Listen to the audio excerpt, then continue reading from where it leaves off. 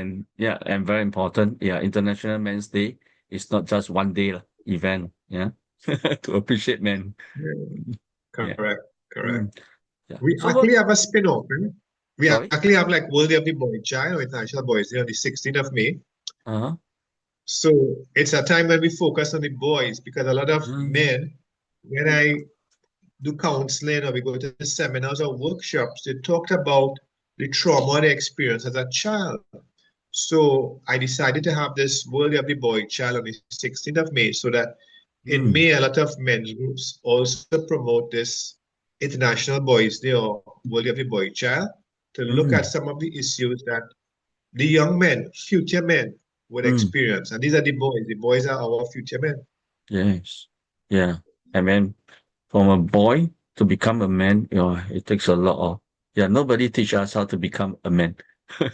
I mean, for Singapore, I mean, we have this national service. So at the age of Right. 18, they need to go through 2 years.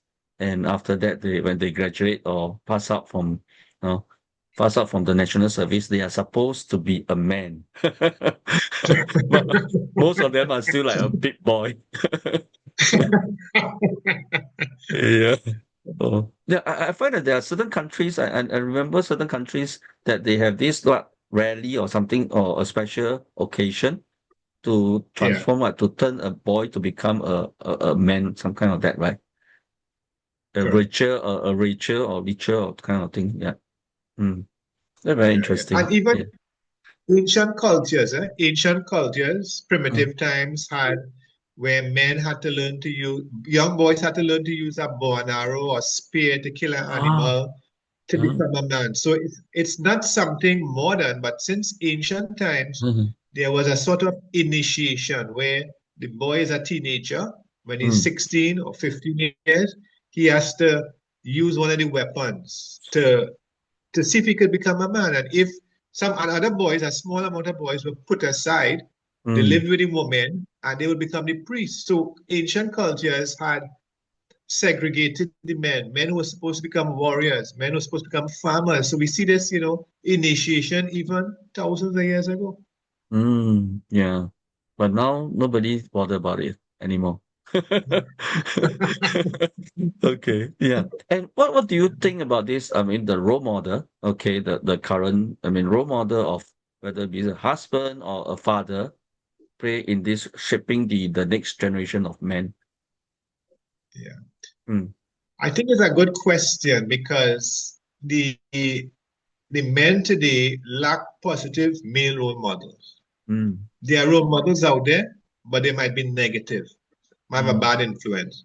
So I mm, think what we need now, we need to realize that fathers, husbands, uncles, grandfathers, cousins, have to be positive male role models. Even in the classroom, the male teacher is a role mm, model for boys in the classroom, mm, right? In communities there, people who are doing volunteer work, when young boys see that, they will appreciate the importance of volunteer work. Um, I know men who donate blood on a regular basis. And all that shows a caring man, a man who cares for society. So we need to highlight, the media doesn't highlight positive male role models. The mm, media tends to highlight sensational issues like a kidnapping, a corrupt politician. So mm, I think that it's important that we start from the ground, the grassroots, and mm, start to highlight simple men, humble men who are doing small acts of kindness, small mm, charitable events, small voluntary work, and mm. we need to get that out on the social media and highlight it for our children, the next generation. Yeah, I mean, you really raised out this very important point. Yeah. And a lot of times, I mean, especially for those who are single parents, especially single mom, yeah, and they don't have this positive role model of a man. Yeah. And as a result of that, I mean, they grow up to become, I mean, in terms of behavior wise, in terms of a lot of challenges that they face. Yeah. Mm. Yeah. Yeah. So it's very important to have a positive role model. Whether you are fathers or even to me, because I mean, I mean, I very focus also very find that there's this value of mentoring. Yeah. Even to find a mere mentor who really can, yeah, can be the role model. Yeah. And that's Yeah, very important. Yeah. Because back then, as I mentioned, I don't have a good father figure or to learn or to be role model. Yeah. But thank God that I have quite a number of old men or matured men back in my twenties that I kind of, yeah, yeah, and learn from them, admire them, and then see how they live uh, as a right, family man, yeah, and the way how they talk, how they kind of right, like taking care of their family. Yeah, this is what I learned to become a better husband. Yeah. right. Okay, good. So, looking ahead, right, what is the biggest hope for the International Men's Day? I think one of the dreams I have, the visions I have, is for International Men's Day to create a more peaceful world. Mm, A world with less violence, to maybe mm, eliminate violence. I think that, it saddens me to see that we still have conflict occurring, Middle East, Russia, mm, Ukraine, in other parts of the world. We still have the issue of child soldiers. We still have mm, human trafficking. So these mm, are areas I think that ambassadors, high commissioners, mm, coordinators, supporters of the national men have to deal with. Um, One of the issues I'm trying to look at right now is how International Men's Day could highlight the plight, the issues facing men and boys in refugee camps. We have so many refugees mm, um, all over the world, seeking refuge because their countries are politically unstable or economically unstable.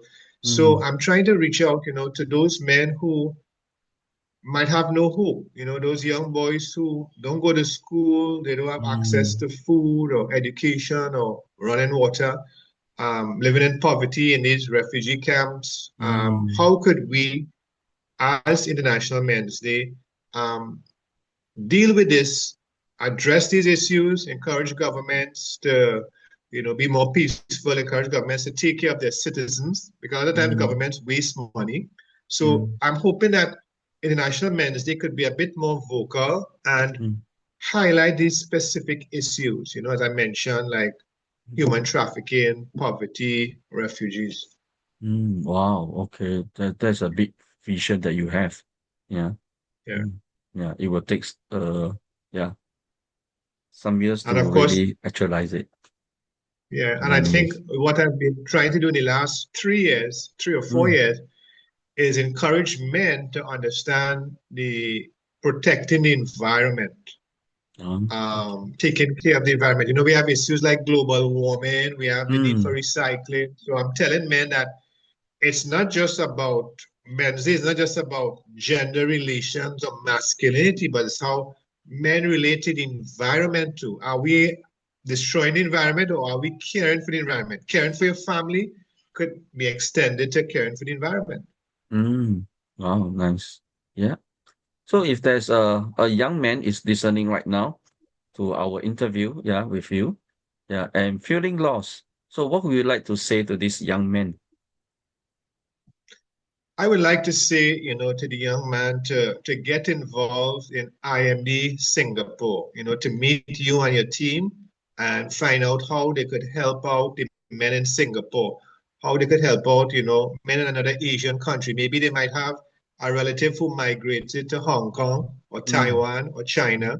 And mm, how could they spread the message of International Men's Day? How could they form a team similar to yours, Vincent, in their mm, village or their town mm, and promote the values of the National Men's Day, the objective, just like what you all are doing, and mm, duplicate. Use your team, Vincent, as a blueprint. So I'm hoping that these young men, would think twice and mm, about committing a crime, think twice about committing suicide, and try to, be like you and your team. yeah. Wow. Okay. That's great. Yeah, to hear that. Yeah. And of course, for myself, okay, I have some members who come from the Indonesia, yeah, Right. and Malaysia. Okay. Yeah. So these are the men that I'm trying to gather, not just Singapore. Yeah, I want to focus on Right. especially Southeast Asia to reach out to them. Right. Yeah, Yeah. hopefully, I mean, they were also very interested to form all these men's group out there. Yeah. Yeah, Mm. because right now I have a friend of Indian descent who is helping me promote Men's Day in Fiji and Mauritius. Oh, And I am also trying to reach out to Vietnam too. okay, okay. Oh, So I have mm, these countries that I'm trying to reach out, but again, it's sometimes difficult because then sometimes the men's groups they are non-existent or they're not mm, functioning because of the lack of funding yes. or they collapse. So I might see on the internet a men's group somewhere in maybe Hong Kong or Taiwan, but it doesn't exist because it collapsed, right? Mm, So no funding, no support. So I think, we this is the problem I'm having to try to reach out to these groups, these men's groups. yeah. I mean, for myself, I mean, this Authentic Man Asia is also self-funded by me. Like I said, no government fund, yeah, but we still, yeah, managed to do it with, I mean, Yeah. for the past 3 years, organizing events, yeah. And this year, yeah, this year will be very exciting because I have one organizations, yeah, and quite a big organizations, yeah, is supporting. Very good. In fact, the venue a receptor, and so we are going to discuss to have a series of program, yeah, workshop talks, to build up the actual day of this Right. International Men's Day.